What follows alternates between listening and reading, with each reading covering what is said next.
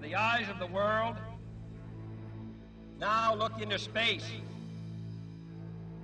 to the moon, and to the planets beyond. On the 25th of May, 1961, President John F. Kennedy of the United States of America committed the resources of his nation and launched Project Apollo, the greatest technological undertaking in the history of mankind. I believe that this nation should commit itself to achieving the goal, before this decade is out, of landing a man on the moon and returning him safely to the Earth. Ignition sequence start. 6, 5, 4, 3, 2, 1, 0. Liftoff. We have a liftoff. 32 minutes past the hour. Liftoff on Apollo 11. This was the race to space, working to beat the Russians. And the enthusiasm was absolutely tremendous. People were absolutely glued to their televisions. It was a transformative event in human history. The Eagle has landed. 1/5 of humanity watched Neil Armstrong's footsteps in 1969. It's one small step for man, one giant leap for mankind. For one priceless moment in the whole history of man, all the people on this earth are truly one. But only 2 years later, in 1972, public and political interest in Apollo had dwindled. NASA was forced to cancel their last 3 missions, making Apollo 17 man's final mission to the moon. Astronauts Gene Cernan, Harrison Schmitt, and Ronald Evans were the 3 brave men chosen to fly NASA's final mission. They have been written up in history books and acknowledged by the space and scientific communities, but have never received the public recognition they truly deserved. Yet Apollo 17's voyage to the moon was the crowning glory of man's lunar exploration. Apollo 17 broke so many records. This has got to be one of the most proud moments of my life, I guarantee you. The crew spent 3 days on the lunar surface. Their moonwalks lasted 8 hours. They covered a greater distance than any other mission. The scientific legacy of Apollo 17 has been enormous.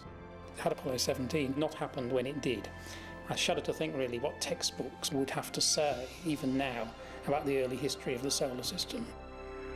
Man, I covered ground like a kangaroo. Apollo 17 did mark the end of an era. Since then, we haven't travelled into space as far.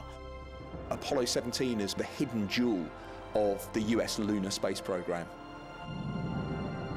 The world knows how the Apollo program began, but very few truly understand how it ended. This is the remarkable story of the determination and courage of a generation. A tribute to 3 brave astronauts and the thousands of men and women behind them during the final days of NASA's Apollo program. Our hero man completed his first exploration of the moon. May the spirit of peace of all mankind.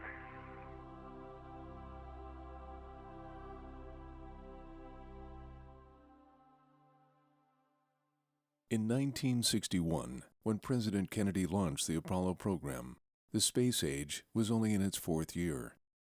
The commitment of sending a man across the hostile ocean of space to the moon was bold but necessary. America urgently needed a powerful demonstration of its technological superiority to convince the world that it could still contain the threat of Soviet aggression. I think the Americans were very confident that they had a much superior system. They were looking towards the Soviet Union as a pretty backward society. And then all of a sudden, on the 12th of April 1961, Yuri Gagarin became the first human being to orbit the planet.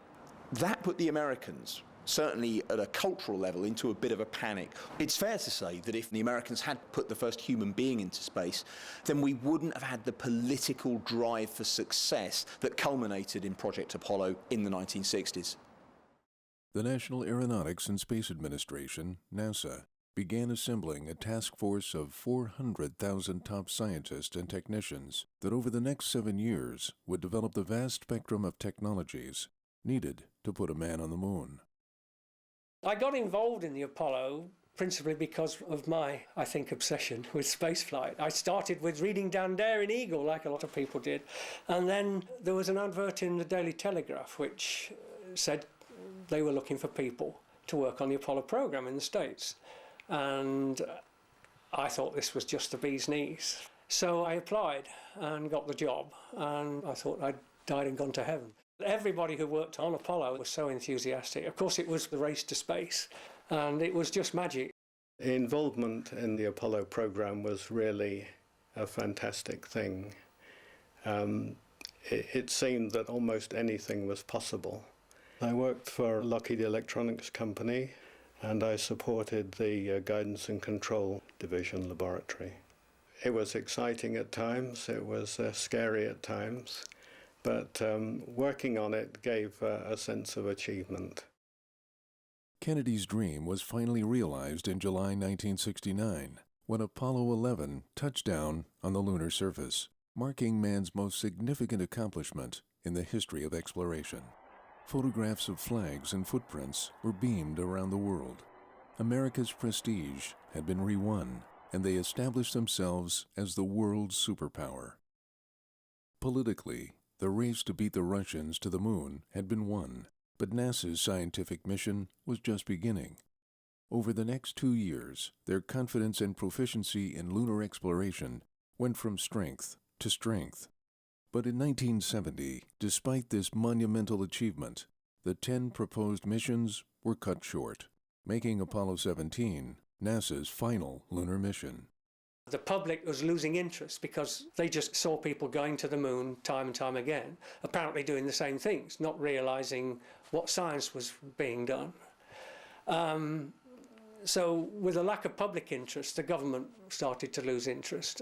Scientifically, it's a tremendous loss, and had 18, 19 and 20 been allowed to continue, then there's no doubt that our knowledge of the moon and the history of the early solar system would be much bigger now than what it is had those missions continued. So scientifically, there was every reason to continue them. If Apollo 17 was to be the last visit to the moon, NASA needed to make it count.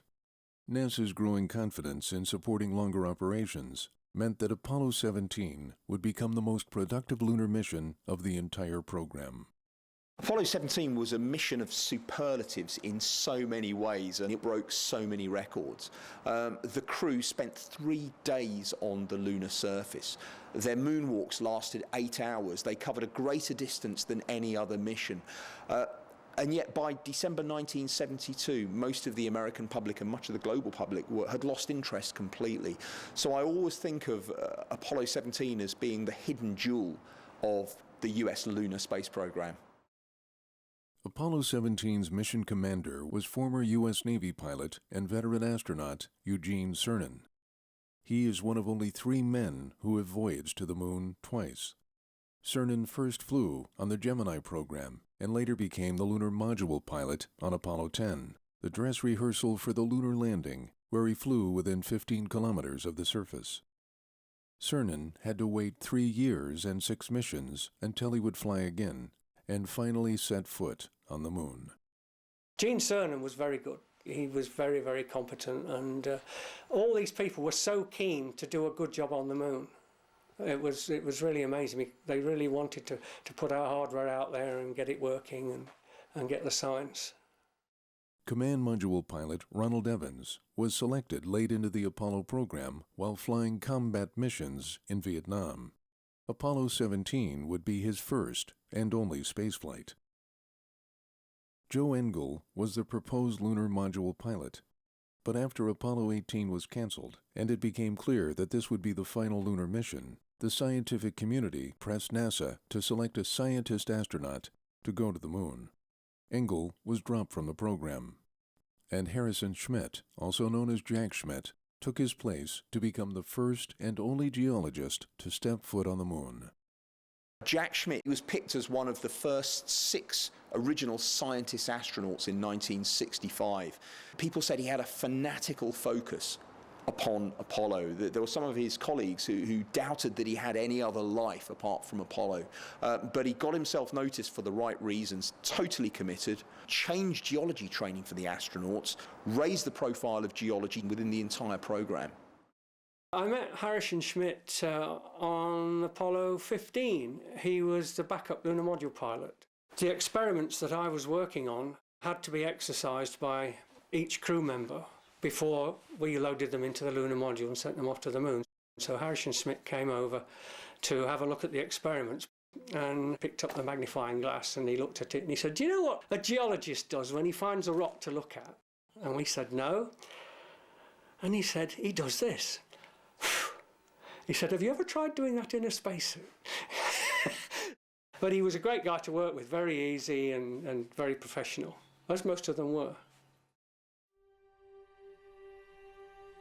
On the 6th of December, 1972, the countdown to launch had begun. On the pad at the Kennedy Space Center stood the enormous Saturn V rocket.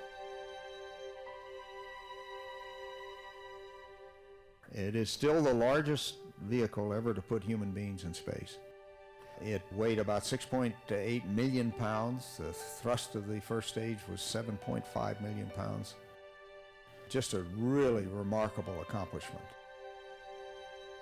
The one thing that I don't think anybody in this business ever feels is fear. Otherwise, you would not be out there walking to the rocket. You better have gotten used to that idea a long time ago. The thing that's different about launch day is that the launch pad is empty. There's nobody else there but you. Once that van drops you off at the spacecraft and you get in that elevator, you get in the elevator alone. Any other time you're out there looking at things, there are people all, like ants, they're everywhere, but not that night. And then we went across the catwalk to the command module hatch. It was a steel mesh floor. So walking over, you could look down and see the whole thing. Most everybody gets a little bit of a feeling in their stomach when they do that. Roger. Flight booster. Go. S4B pre-press complete. Roger. Flight booster. S1C pre-press complete. We're on internal power and we go. At 12:33 on the morning of December 7th, 1972, they got the go for launch. Astronauts report it feels good. T-minus 25 seconds. Auto sequence initiated. Flight go. Roger. Flight booster. 20 seconds and counting. S4B pre-press complete. Roger. Flight booster. Go. 15 seconds. Guidance is internal. 12, 11, 10, 9. Ignition sequence start. 6, 5, 4, 3, 2, 1, 0. Liftoff. Liftoff.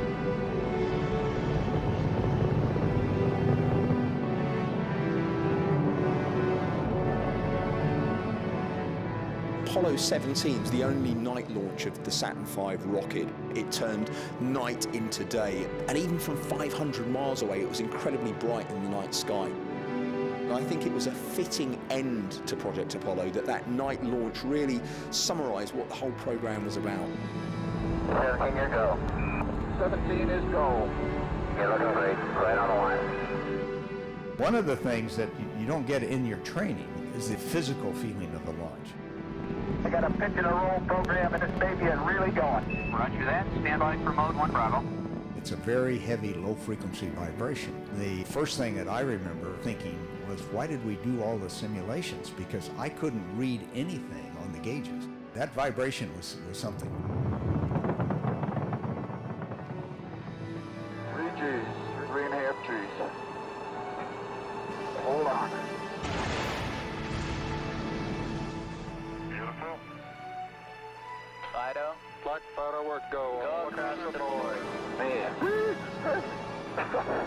Well, I guess we got all 5. We have you go for orbit here. Go for orbit. Those are kind words, Robert. We're go for orbit here.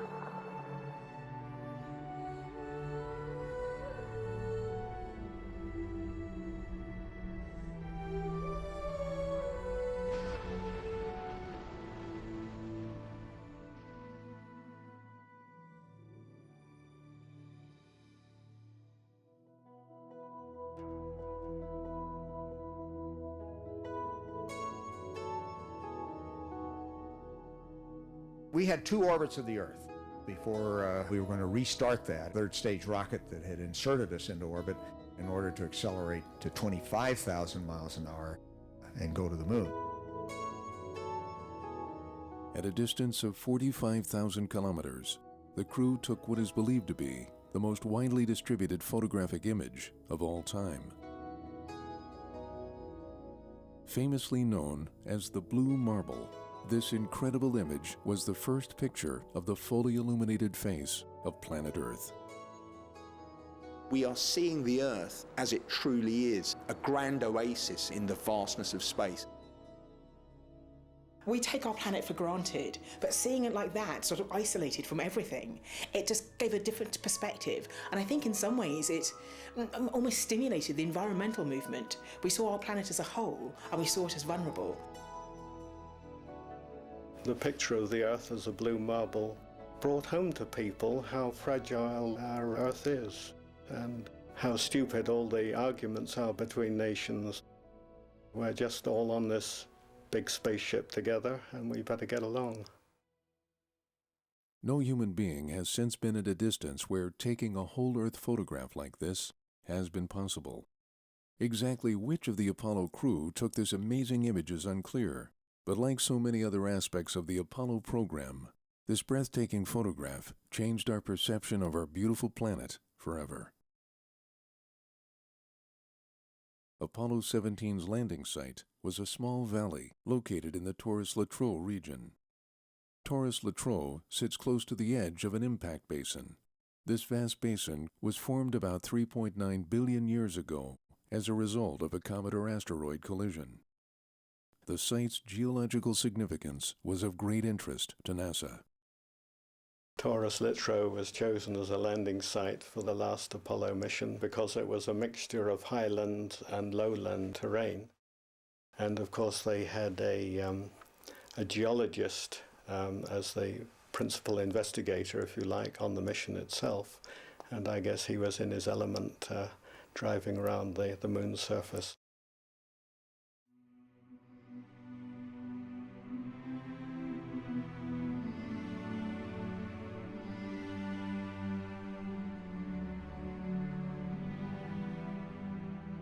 After 4 days and traveling 380,000 kilometers, the crew of Apollo 17 began orbiting the moon.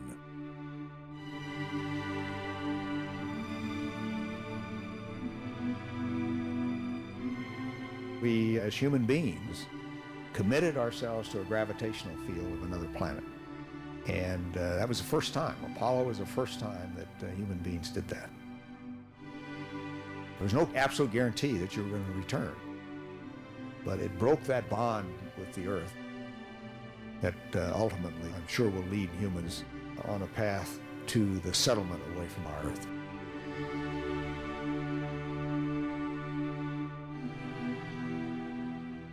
Command Module pilot Ronald Evans stayed in lunar orbit conducting experiments, while Gene Cernan and Harrison Schmitt descended to the surface to complete their research.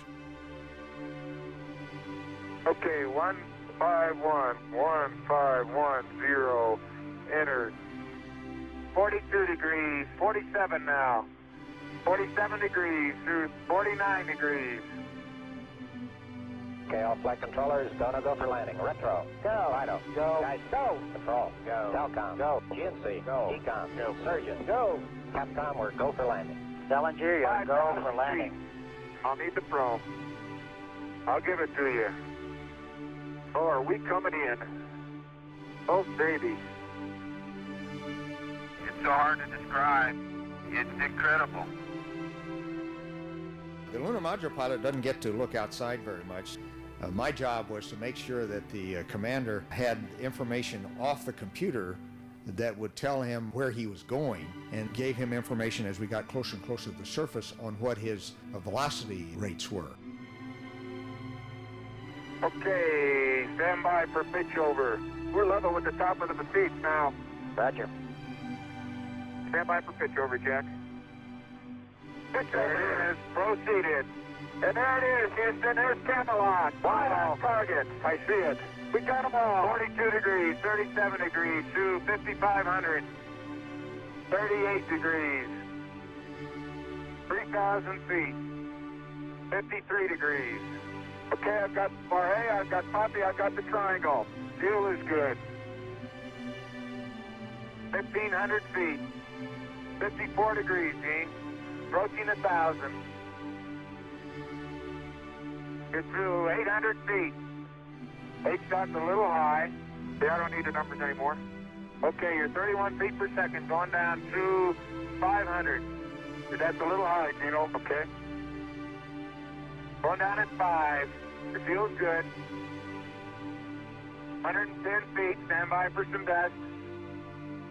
Little forward, G. Getting a little dust. You're at 460 feet. Going down about 2. Very little dust. Very little dust. 40 feet. Going down at 3.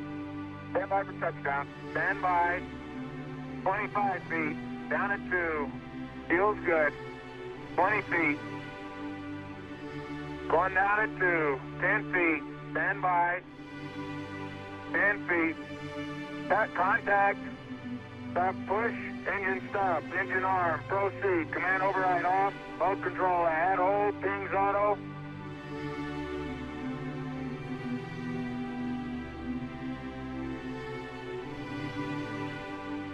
Okay, Houston, the Challenger has landed. You can tell America the Challenger is at Taurus-Littrow. Magic Challenger, that's super. On December 11th at 7:54 p.m., the lunar module Challenger touched down on the moon surface. As I step off at the surface at Taurus-Littrow, we'd like to dedicate the first steps of Apollo 17 to all those who made it possible. We thank you very much.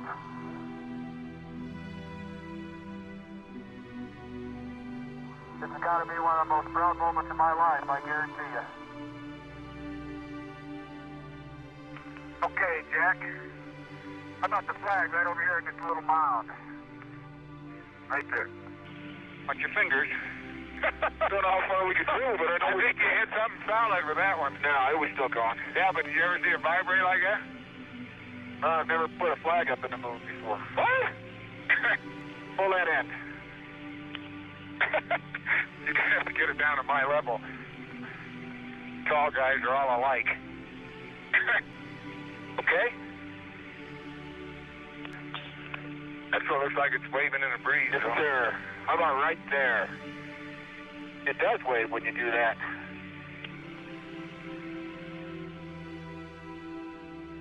We got a beautiful picture of you guys up down there. Let me tell you, Bob, this flag is a beautiful picture. My first concern stepping on the moon was to stay with the timeline. And as I came down the ladder, I was thinking of how we get maximum use of the time that was available. I had made a calculation at the time. I have no idea whether it was right or not, but that the time on the moon was worth about $1 million a man-minute. And that got my attention. And those were those year dollars, not this year dollars. How's the TV working? Beautiful. Guess you believe we're here now, huh? Now we believe you here. To coin a phrase, it's a panoramic scene of beauty. Come on now, Bob. Hey, Bob, what do you think of the terrain? Looks flat. Looks very flat and smooth. That's why you're an astronomer. Oh, well. For the first half hour or so, I was in very familiar territory because I was primarily looking at the lunar module. I was working around it. We were unloading things that we would need, including the roving vehicle and things like that. When I first had a chance to move away from the spacecraft, my first duty was to go to the points of an equilateral triangle around the lunar module and take a set of pictures that would give as much of a pristine view of the landing site as we could. And that was the first time I had a chance to really see the lunar module in the context of this place where we had landed. Taurus-Littrow was a deep mountain valley, deeper than the Grand Canyon, as a matter of fact. The mountains on either side rose to 6,000 and 7,000 feet above the valley floor. and were brilliantly illuminated by a sun as bright as one that you can imagine either in the high snowfields or in the desert. But they were silhouetted against a black sky, an absolute black sky. And that's what you cannot get from the pictures that are printed, which doesn't give you the contrast that the eye sees when you're there. Taurus-Littrow was the most dangerous landing site of the entire Apollo program.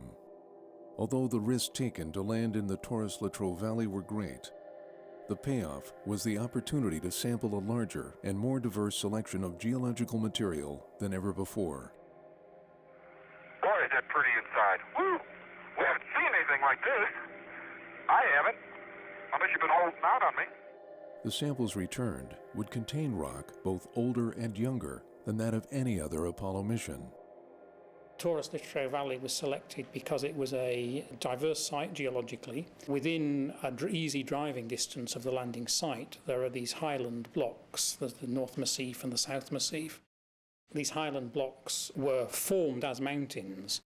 Orbital imagery based on photographs taken by Apollo 15 had demonstrated the existence of boulders which had rolled down the mountains from high up on the slopes, where they'd carved tracks. And so accessing these boulders that had rolled down the massifs became a high priority. In addition to these boulders, a small fault runs across the valley called the Lee Lincoln Scarp, which it was considered would be of geological interest. And there was a landslide of clearly light-coloured highland material which had fallen off the South Massif mountain and covered the valley floor.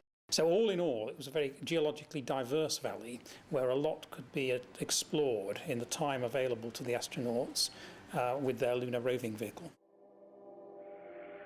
Got a bag? Got a bag. The soil from right underneath the rock. In addition to their geological studies, Cernan and Schmitt were to perform several experiments. The Apollo Lunar Surface Experiment Package, or ALSEP, contained 4 experiments never before deployed on the moon. There was a brand new experiment to look at the lunar atmosphere. Now, the lunar atmosphere is a very good vacuum, but there are gases around. And it was a mass spectrometer that could actually detect different kinds of gases. There was a thing called a gravimeter, which was a very, very sensitive gravity measuring device, trying to measure the moon's gravitational pull, and looking for very, very slow moonquakes to see if they existed. There was the lunar ejector meteoroid experiment, which was looking for small meteorites coming down and impacting it, dust-sized ones. And then finally, another seismic experiment with explosive charges which were put out on the lunar surface as they drove around in the rover. And then they were fired later on from the Earth. Commands were sent when the crew had left. And these sent seismic shocks quite deeply down into the surface so that we could see what the strata was like underneath the surface of the moon. The totality of scientific instruments and measurements deployed on the moon by Apollo 17, considering it was all done in 3 days and had to be combined with all this driving around and sampling, was really remarkable.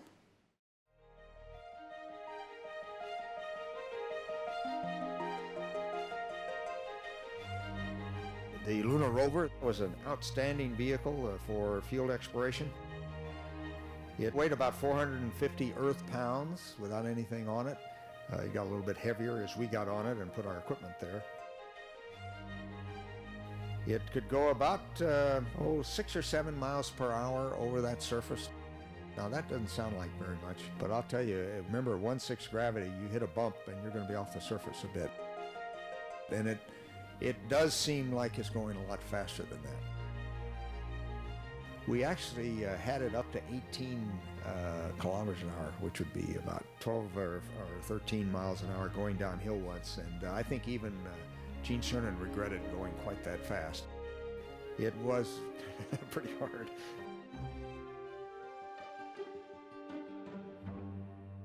The rover was a very, very productive vehicle and a tribute to the people who designed and built it. The crew were on their first extravehicular activity, or EVA, when Cernan brushed against the rover. A hammer in the shin pocket of his spacesuit caught the buggy's rear fender and tore it in half. Oh, you won't believe it. There goes a fender. Yeah, Bob, I got a little bit of a problem here. Oh, shoot. Gene Cernan, turned around and just scraped against the fender of the lunar roving vehicle, and it snapped a little bit of it off. Now, we might think that this was no big deal, but we need to remember, on the surface of the moon, this lunar dust used to get absolutely everywhere. With the lunar roving vehicle travelling at about 10 or 11 miles an hour at top speed, it was throwing lunar dust everywhere. Not only would the astronauts get covered with the material, but the material was very dark. Now remember, in an airless environment, if you're exposed to direct sunlight, you're going to heat up massively. It's one of the reasons that the outer layer of the Apollo astronaut suits were white. And so what seems to us on Earth to be a relatively minor issue was going to seriously compromise the potential science that could have been obtained from the rest of the mission. Well, everything's getting awful dusty. Everything is just full of dust. With the dust threatening the astronaut's safety, something had to be done. In spite of his thick gloves, Gene Cernan managed to unroll and tear off strips of duct tape in an attempt to repair the damaged fender. And Dina, how you doing on that fender? Bob, I am done. If that fender stays on, I'm going to take a picture of it, because I'd like some sort of mending award. Let's hope. Keep your fingers crossed, and I'll be more careful around the fenders. Okay, copy that. His quick-fix solution held out. For the next 4 hours, they continued to drive the rover without any problem, stopping to drill holes, collect core samples, and deploy seismic charges. But while on a rough patch of lunar terrain, the fender broke again, and a new problem arose. A thick coating of dark lunar dust began covering the rover's batteries, which were now absorbing the heat from the sun and at risk of overheating. We got pretty dirty. We cleaned our pressure suits between every EVA, but you could see the scratches on the wrists and on the helmet. Good engineering is going to have to keep the dust out of things. It is very abrasive, but you could still see the scratches. Yours truly, it doesn't prove I was on the moon, but I seem to have had an awful good time while I was there, and not at all bashful about standing around in my underwear. Back at Houston, NASA engineers understood the seriousness of the situation. If they couldn't come up with a solution while Cernan and Schmitt slept, the next day's exploration would be severely inhibited, limiting the astronauts to within walking distance of the lunar module. Apollo 16 commander John Young was on the case.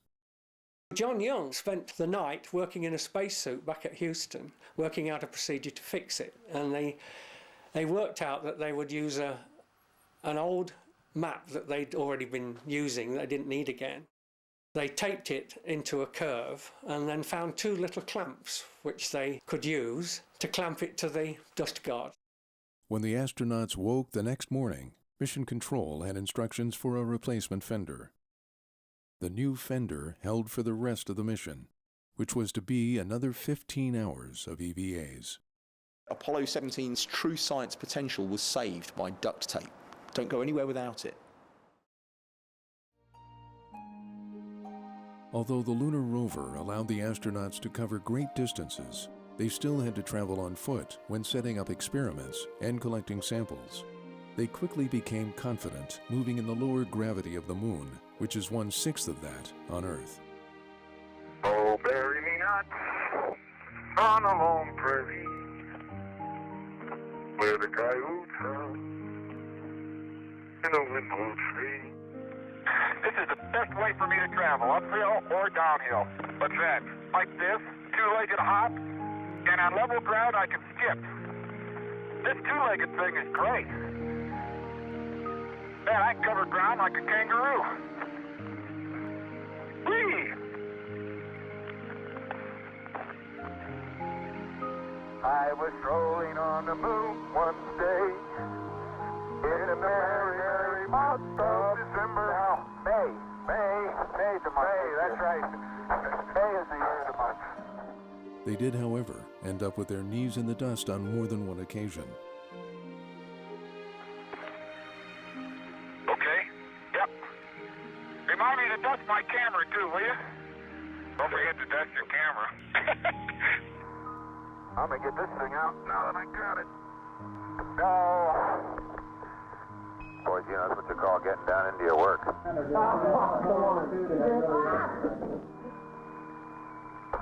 No, dadgummit. Would you cover and help twinkle toes, please?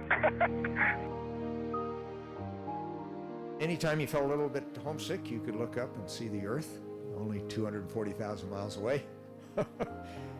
I must say, though, that the communications were outstanding. I never felt isolated on the moon at all.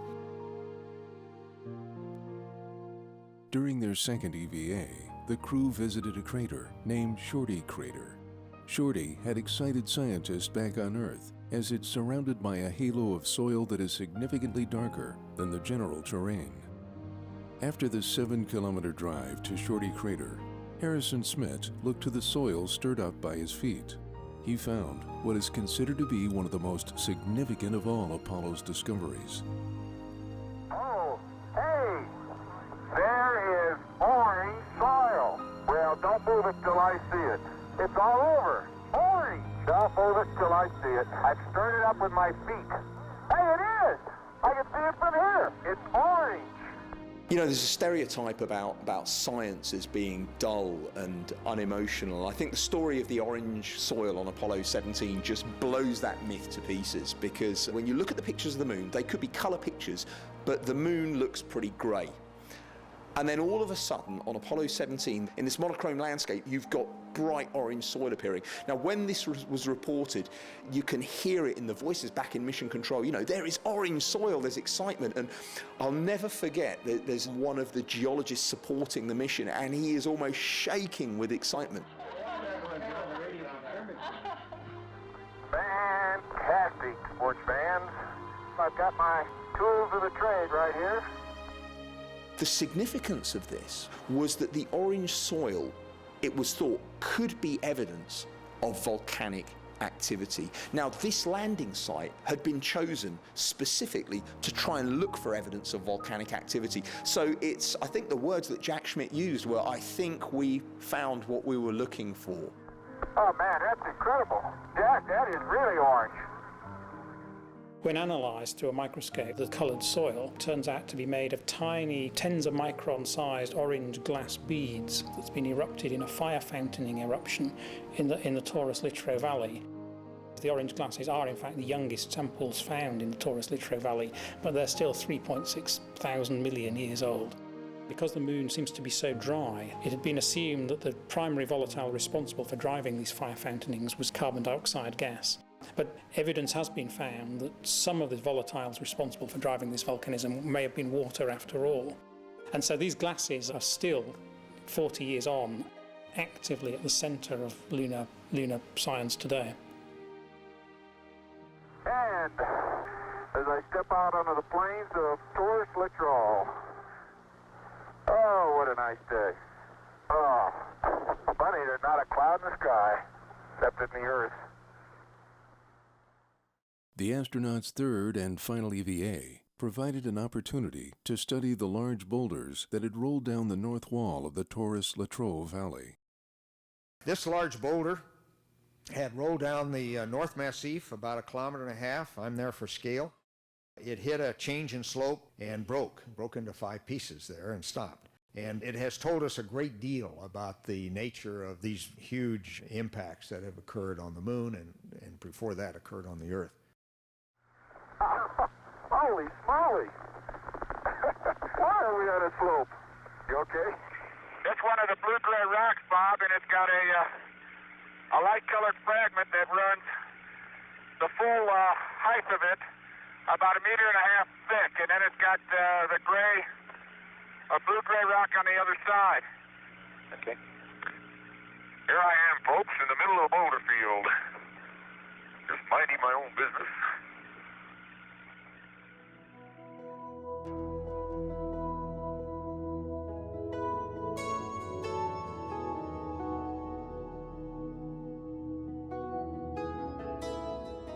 In lunar orbit, Ron Evans conducted extensive experiments from the command module America, charting the lunar surface using a panoramic camera and laser altimeter. Used in conjunction with other scientific instrumentation, Evans collected more information for accurately mapping the surface of the moon. The invaluable images and data collected by Apollo are still widely used by research scientists and astronomers today. Ron Evans seemed to have a lot of fun while he was alone up there. One of the problems with the source of our water was that a little bit of hydrogen would leak into the water. And here Ron has worked that hydrogen into a bubble so that he could take it back and demonstrate they had missed getting that hydrogen out. The reason it was important to us is that, you know, what goes in must come out, and much to the discomfort of your crewmates. Before leaving for the moon, Cernan made a very special promise to his daughter. He told her that he would write her initials in the lunar dust, making her the only little girl on Earth to have her name on the moon. Just before Apollo 17 left the moon, Cernan took a moment to kneel and with a single finger wrote his daughter Tracy's initials, TDC, in the lunar dust, knowing those 3 letters would remain there undisturbed for millions of years. It's a rock composed of many fragments of many sizes and many shapes. When we return this rock, or some of the others like it to Houston, we'd like to share a piece of this rock with so many of the countries throughout the world. We hope that this will be a symbol of what our feelings are, what the feelings of the Apollo program are, and a symbol of mankind that we can live in peace and harmony in the future. Apollo 17 was a record-breaking mission. During their 3 days on the moon, Gene Cernan and Harrison Schmitt completed 22 hours of lunar exploration and research, more than any other Apollo mission that had gone before. They had driven a total of 34 kilometers through the Taurus-Littrow Valley and positioned the most comprehensive set of instruments ever deployed on the lunar surface. They had collected and documented over 110 kilograms of moon rock and soil and taken over 2,400 photographs. But now, it was time to go home. In their final moments on the moon, Harrison Schmitt made a rather unusual request. There's an interesting scene from the last moments of the final EVA on the surface of the moon in Apollo 17, and it was Jack Schmitt and his hammer throwing. Now, I'm not sure if this is a geologist tradition or it was just a Jack Schmitt tradition, but when you look at the footage, you can see that Gene Cernan's getting ready to throw it, and Jack really wants to throw it, and Gene Cernan, almost as a recognition of the great work that he's done, says, "Okay, Jack, you go ahead and do it," and you see him throwing it away. Let me throw the hammer, please. It's all yours. A hammer thrower, you're a geologist, you ought to be able to throw it. You ready? Go ahead. You ready for this? Yeah. Don't hit the lamp. Look at that. Look at that. Look at that. Beautiful. Looked like it was going 1,000,000 miles, didn't it? I think that it may well have been an old geologist tradition. I know that a definite geologist tradition is a tradition of rolling pebbles or rolling boulders. Go, roll! Look, I would roll on this slope, why don't you? The old boulder rolling trick. Don't hit the rover. Jack Schmitt indulged that, and he also got Gene Cernan to do that as well, and they did do their rock rolling on the surface of the moon during Apollo 17. The pressure of producing the speech to draw to an end the first set of manned explorations on the moon fell on mission commander Gene Cernan. He had prayed that when the time came, he would find words of power and purpose. As he surveyed the lunar landscape for the very last time, he simply spoke from the heart and closed a chapter of human courage, ingenuity, and discovery. We'd like to uncover a plaque that has been on the leg of our spacecraft that we have climbed down many times over the last 3 days. So that when this plaque is seen again by others who come, they will know where it all started. Here, man completed his first exploration of the moon, December 1972 AD. In the spirit of peace in which we came, be reflected in the lives of all mankind. This is our commemoration that will be here until someone like us So some of you out there who are the promise of the future, come back to read it again and to further the exploration and the meaning of Apollo. Back on Earth at Mission Control, Ed Fendell, who had been responsible for remotely operating the lunar cameras during Apollo 17, was poised to capture the one shot that had eluded NASA over the previous 5 missions. A clean view of the lunar module takeoff. This would be the last chance to get this elusive shot. With a 6-second signal delay, Fendell had to correctly time the movement of the camera with the flight path of the lunar module in advance. The results were truly spectacular. 99, proceeded, 3, 2, 1, ignition. Right away, Houston. Vector good. Mag caught. Take your final look at the valley at Taurus-Littrow.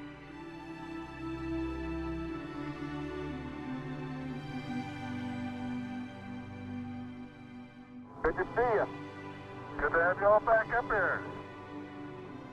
It's been a good trip. Man, that Challenger is a beautiful vehicle. You betcha.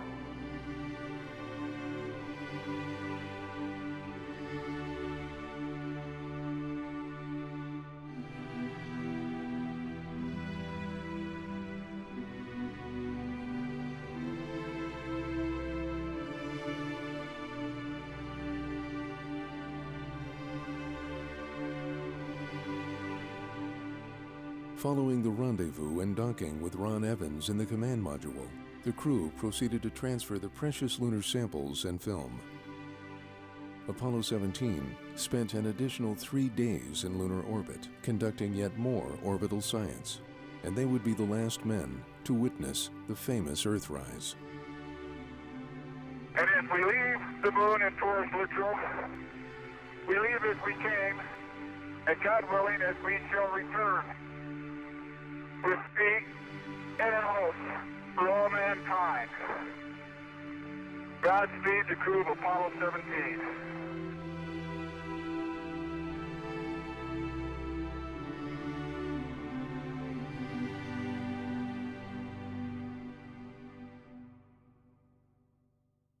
On the return journey, Ron Evans had the chance to complete an EVA of his own. Leaving the safety of the command module, he ventured on a spacewalk to retrieve vital film from the onboard external cameras. Luna, am I clear? You're clear, babe, go. Am I on the tube? That's affirmative. Outstanding quality picture, Ron. Okay.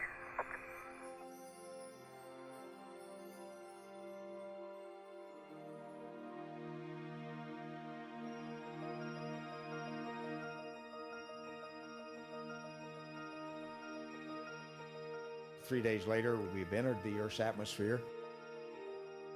Our actual entry peaked G's at 7 times gravity, just for an instant, because we wanted to be sure, of course, we were captured in the atmosphere. The command module actually was flown by the computer. At 35,000 miles an hour, almost anything is going to have lift of some kind if you orient it right, and the command module did.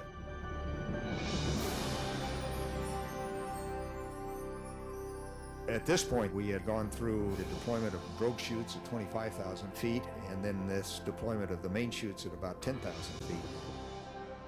And we were moving down towards the water, I believe, at about 16 feet per second.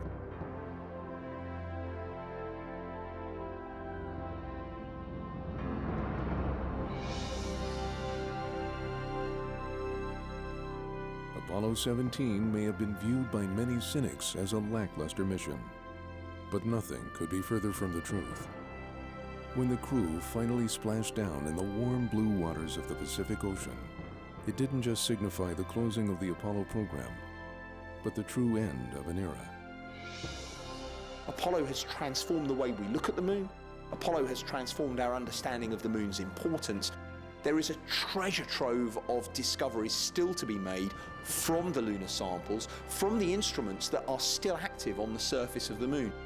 Yes, it was an incredibly expensive program, but when you've got something which 40 years later is still enabling new scientists to develop new ideas and new theories, then that tells you something about the program's value.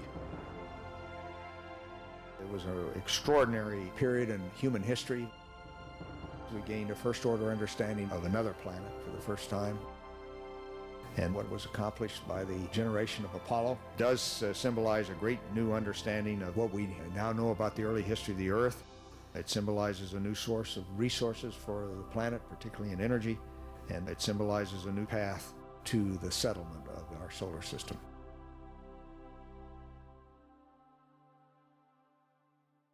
Before we went to the moon, all we knew about it was what we could get from telescopes.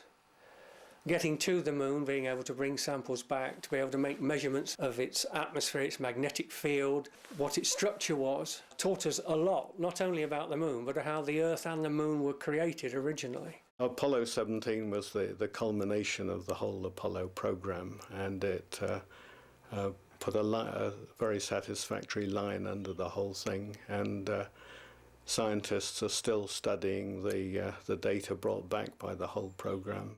Certainly Apollo 17 was the most productive scientifically in terms of samples returned and scientific instruments deployed. I think Apollo 17 did mark the end of an era. Since then, we haven't travelled into space as far. That impetus to get out there, to almost travel to the stars, has waned. It told man that more or less anything was possible. It brought everybody together. I think for the first time, people all over the world were interested in one thing and what was going on at that one time. The Apollo missions have ended, but we need something to take its place and something to inspire people and something to get us, as the human race, out there and beyond. Many believe that a return to the moon holds the key to man's future in space. We will be going back to the moon. The best move, if we're going to Mars, is to go back to the moon. Because if we can't keep people supported on the moon and keep them in good condition, it's no good going to Mars, because we won't be able to do it when they're a heck of a lot further away. We can do it. We could go to the moon in the 1960s and 1970s. We could go to the moon now if we had the political willpower and if we decided to put the financing in. None of the astronauts involved would have expected us to be here 4 decades later and still not having seen a return to the moon.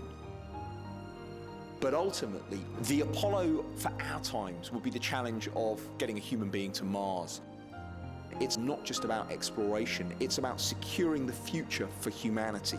That's what human beings have done throughout history. We have been a species that wants to explore, to push forward our frontiers. The Earth is our cradle, but we can't stay in the cradle forever. Whatever the future holds, one thing is for sure. Apollo's overwhelming contribution to science has given us a new perspective on the moon, our own unique planet, and the universe beyond. I was sad that the programme came to an end. Obviously, we'd like it to have gone on much longer. But even though Apollo ended and we were sad, we continued with some really exciting work. It was a fantastic experience. I definitely feel proud that I was part of the Apollo program, even a very minor cog in a big machine. If I had my time again, I most certainly would move heaven and earth to work on something like that again. It was really fun. Apollo 17 was a fitting conclusion to a triumphant space program which will inspire future generations for many years to come. What NASA achieved in the decade following Kennedy's pledge is a testament to man's ingenuity. We choose to go to the moon. We choose to go to the moon. We choose to go to the moon in this decade and do the other thing, not because they are easy, but because they are hard. Many years ago, the great British explorer George Mallory, who was to die on Mount Everest, was asked why did he want to climb it. He said because it is there. Well, space is there, and we're going to climb it. And the moon and the planets are there. And new hopes for knowledge and peace are there. And therefore, as we set sail, we ask God's blessing on the most hazardous and dangerous and greatest adventure on which man has ever embarked.